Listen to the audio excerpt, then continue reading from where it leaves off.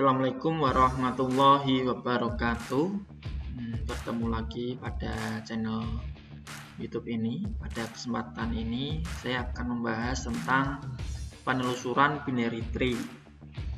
Penelusuran binary tree ini kalau di pertemuan struktur data di kelas saya kita adakan di pertemuan ke-10. Kemarin di pertemuan sebelumnya kita sudah menyinggung tentang apa itu tree atau pohon ya. Jadi di tree ternyata ada parent, superordinate ya, dan ada child atau subordinate, lalu ada level, ada deep, ada degree, dan lain sebagainya. Nah, pada pertemuan kali ini akan membahas tentang penelusuran tree. Jadi bagaimana cara kita menelusuri sebuah struktur tree ya. Penelusuran pohon sendiri artinya adalah mengunjungi atau membaca simpul-simpul pohon biner dengan urutan tertentu ya. Jadi di sini fokus ke tree yang dalam bentuk biner atau binary tree ya. Penelusuran pohon biner artinya kita diwajibkan menelusuri setiap simpul yang ada pada binary tree atau tree biner. Nah, dalam melakukan penelusuran pohon ini ya, dalam penelusuran tree ini ada 3 macam caranya yang bisa kita gunakan. Yang pertama yaitu ada pre-order, kemudian yang kedua ada in order, dan yang ketiga ada post order. Nah, dari ketiga hal ini ada kebalikannya, maka disebut inverse pre-order, ada inverse in order, dan inverse post order. Tapi utamanya ya ada 3 ini. Jadi kita akan fokus ke 3 hal, 3 cara penelusuran binary tree. Nah, ketika kita membicarakan penelusuran pre-order, in order, dan post order, itu sebenarnya dia mengadopsi konsep yang namanya arithmetic statement. Arithmetic statement itu ya, kalau kita belajar matematika yang namanya aritmatika itu ya berarti penjumlahan, pengurangan, perkalian, pembagian gitu ya. Itu arithmetic statement. Di sini simbol-simbol yang digunakan dalam arithmetic statement itu biasanya disebut dengan operator.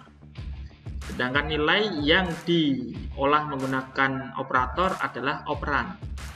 Misalkan operan A bernilai 1, operan B bernilai 1 dengan operator plus ya, penjumlahan, maka A plus B bernilai 2 gitu kan. 1 tambah 1 kan.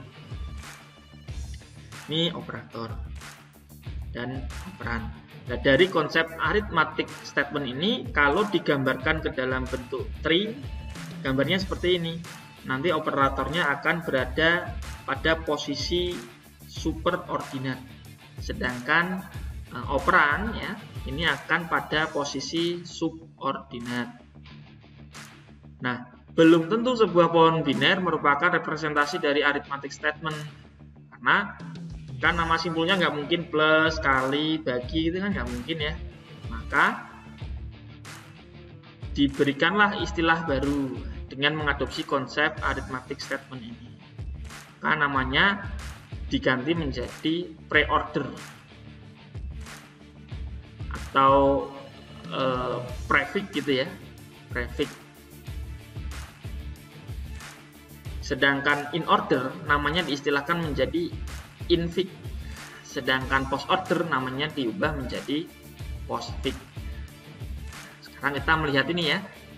Kalau penelusuran pre-order dengan konsep arithmetic statement ini, kita bisa lihat bahwa urutan penelusurannya adalah dari atas dulu ya, dari sini dulu.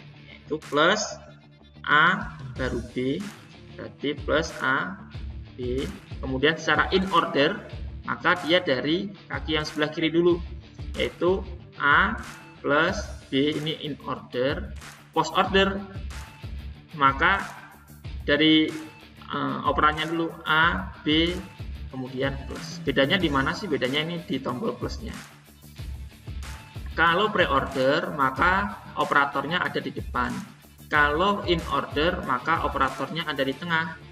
Kalau post order operatornya ada di belakang. Begitupun juga dengan prefix, infix, dan postfix tadi ya. Dengan konsep yang sama, plusnya diganti A, A-nya diganti B, B-nya diganti C, ya. Tinggal diganti posisi aja, tapi menjadi seperti ini karena belum tentu sebuah pohon biner merupakan representasi dari arithmetic statement. Maka dengan tree seperti ini, untuk prefixnya adalah A, B, dan C, yaitu A dulu. A ini kan menempati posisi operator tadi. Kemudian B yang berada di sebelah kiri, kemudian C yang berada di sebelah kanan. Kemudian sedangkan untuk infix atau in order, maka menjadi B, A, C. Nah, operatornya dia ditaruh di tengah. Operatornya kan tadi A ya. B, A, baru C. Sedangkan postfix, karena post dia berarti paling belakang. Apanya yang paling belakang? Operatornya di belakang. Berarti B, C, yang terakhir A. Hanya menjadi A. Nah, itu konsep dasarnya. Nah, kalau digambarkan seperti ini ya. Preorder itu atas, kiri, kanan. Atasnya mana? Atasnya A. Kirinya mana? Kirinya B. Kanannya mana? Kanannya nggak ada ya, berarti kanannya kosong. Preordernya maka A, B. Kemudian in order. In order itu kiri, atas, kanan. Kirinya mana? Kirinya yaitu B, atasnya mana? Atasnya yaitu A, kanannya mana? Kanannya kosong, maka B, A. Post order. Post order itu kiri, kanan, atas. Kirinya mana? Kirinya B, kanannya mana? Kanannya kosong, nggak ditulis. Atasnya mana? Atasnya A, jadi ditulis B, A. Contoh lagi seperti ini tadi, kalau atas, kiri, kanan atau preorder, maka atasnya A, kirinya B, kanannya C. In order, kiri, atas, kanan, yaitu B, A, C. B, A, C ya. Ini di tengah. Kemudian post order yaitu B, C, A. Operatornya di paling akhir, yaitu kiri, kanan, atas. Nah, ini kalau contohnya seperti ini kan gampang ya, simple. Tapi kalau contohnya seperti ini, nah ini menjadi sedikit berpikir ini untuk cara penelusurannya. Nah, dengan menggunakan konsep pre-order, in order, dan post order ini, kita coba telusuri pohon biner ini, hasilnya nanti. Untuk pre-order maka hasilnya adalah atas dulu. Atasnya mana? Atasnya A. Sebelah kirinya A apa? Sebelah kirinya A yaitu B. Kemudian sebelah kirinya B masih ada nggak? Oh, sebelah kirinya B ada D. Sebelah kirinya D ada nggak? Sebelah kirinya D ada yaitu F. Kan tadi atas, kiri, kanan. Nah, ini F ini ada atasnya nggak? Oh ada. Kalau ada berarti tengok kanan dulu. F kanannya apa? Kanannya G. G ada kanannya nggak? Nggak ada. Kalau nggak ada berarti naik. Naik D. D udah ditulis, berarti nggak ditulis lagi ya. Sudah G, D nggak ditulis. Lalu D tengok ada atasnya nggak? Oh ada. Berarti tengok kanan. Kanannya ada nggak? Oh kanannya B nggak ada. Ya, berarti kanannya D nggak ada. Maka kosong, naik lagi ke B. B udah ada, nggak ditulis lagi. B tengok ke bagian kanannya. Kanannya ada nggak? Oh ada, yaitu C. C dia memberi ditulis karena dia belum ditulis. C kemudian nengok ke sebelah kiri ya. Kan atas ya. C ini menjadi atas. Kirinya C apa? Kirinya C kosong. Maka dia melihat ke kanan. Kanannya ada nggak? Oh kanannya E. Setelah C maka E. E melihat ke kiri. Kirinya ada nggak? Kirinya ada, yaitu H. H melihat lagi ke kanan, yaitu I. Maka hasil penelusuran dari pre-order untuk tree yang ini adalah A, B, D, F, G, C, E, H, dan I. Kemudian penelusuran lagi yaitu in order. Jadi pre-order, sekarang kita mencoba melakukan penelusuran in order. Kalau in order konsepnya kiri, atas, kanan. Yang paling kiri paling bawah mana? Oh kiri paling bawah yaitu F.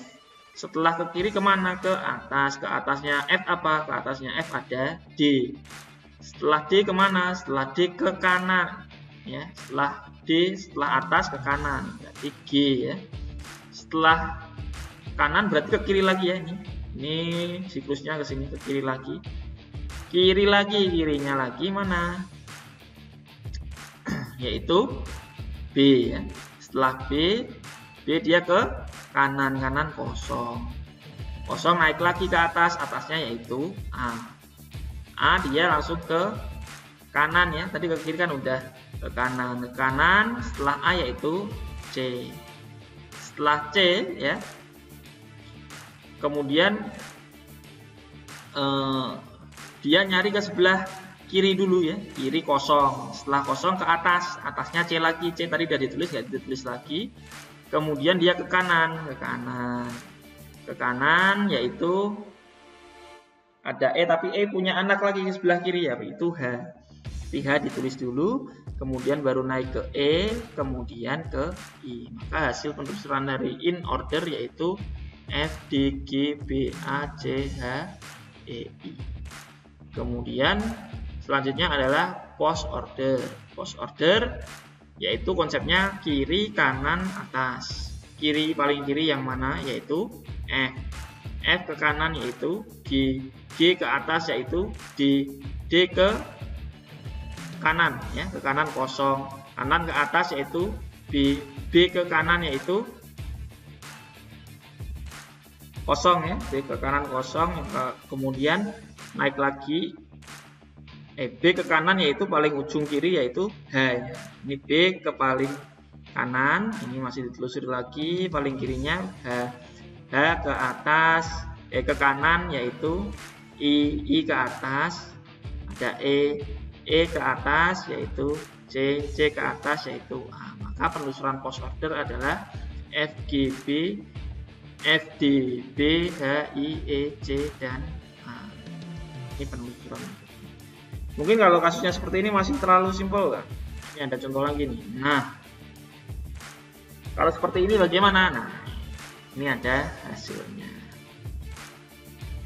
Maka untuk reordernya kita lihat ya. Reorder dari tree ini ya, binary tree ini yaitu A, setelah A yaitu B, setelah B yaitu D, setelah D yaitu H, kemudian I, kemudian E, lalu J, lalu P, lalu K, kemudian I, kemudian R, kemudian C, mana C-nya ini C, kemudian F, kemudian L, kemudian ke S, ke T, ke M, ke U, ke V, ya, lalu ke G, lalu ke N, lalu ke W, lalu ke X, lalu ke O, lalu ke Y, dan yang terakhir Z. Sedangkan untuk in order yaitu urutan penelusurannya adalah H dulu, baru D, kemudian I, dari I ke B, dari B ke J, dari J ke P, ya ke P ya, setelah P ke E, setelah E ke I, kemudian ke K, dan ke R. Kemudian lanjut ke atas nih ya, A, kemudian dia ke kanan, ke kanannya dia ada paling kirinya S, S ke L, L ke T, T ke F, ya, F ke U ke M, M ke V, gitu.